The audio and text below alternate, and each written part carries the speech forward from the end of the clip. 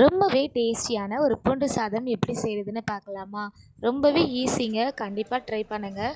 அதுக்கு இன்றைக்கி அடிகனமான ஒரு பாத்திரத்தை எடுத்துக்கோங்க. நான் இன்றைக்கி குக்கரில் தான் செய்ய போகிறேன். குக்கரில் சூடானதும் எண்ணெயை ஒரு 5 டேபிள் ஸ்பூன் ஊற்றிக்கோங்க. கூடவே கடுகு, வெந்தயம், உளுத்தம்பருப்பு எல்லாமே சேர்த்துக்கோங்க. வெந்தயம் 1/2 ஸ்பூன் சேர்த்துக்கோங்க. அது கூடவே 2 டேபிள் ஸ்பூன் துவரம்பருப்பும் சேர்த்துக்கோங்க. காரத்துக்கு ஏற்ற மாதிரி காஞ்ச மிளகாவும் சேர்த்துக்கோங்க. நம்ம இதில் எந்த ஒரு மசாலாவும் சேர்க்க போகிறதில்ல. அதனால் காஞ்ச மிளகாய் உங்கள் காரத்துக்கு ஏற்ற மாதிரி சேர்த்துக்கோங்க. இந்த சாதத்துக்கு ரொம்ப முக்கியம் பூண்டு தான். அதனால் பூண்டு நிறைய சேர்த்துக்கோங்க. நான் இன்றைக்கி ஒரு 1/2 கப்பு பூண்டு சேர்த்துருக்கேன். கூடவே 3 வெங்காயம், 3 தக்காளியும் வெட்டி வச்சு சேர்த்துருக்கோம்.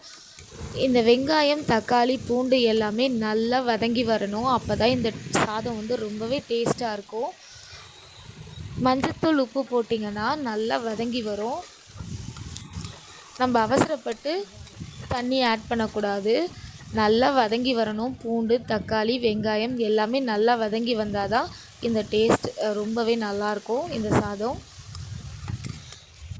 இது நல்லா தொக்கு பதத்துக்கு வதங்கி வந்ததும் நம்ம 1 கப் புளி வடிகட்டி சேர்த்துருக்கோம்.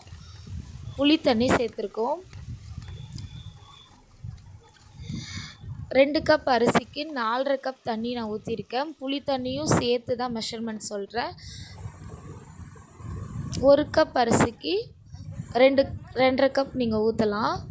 நான் இன்றைக்கி 2 கப் அரிசிக்கு 4½ கப் தண்ணி ஊற்றிருக்கேன். தண்ணி நல்லா கொதித்து வரும்போது 1/2 மணி நேரம் அரிசி ஊற வச்சதை சேர்த்துக்கலாம். காரம், உப்பு எல்லாமே கொதித்து வரும்போது நம்ம பார்த்துக்கணும் சரியாக இருக்கான்ட்டு. நல்லா கொதித்து வரும்போது இந்த மாதிரி ஊற வச்ச அரிசியை சேர்த்துக்கணும். அதுக்கப்புறம் மூடி போட்டு வேக விடுங்க.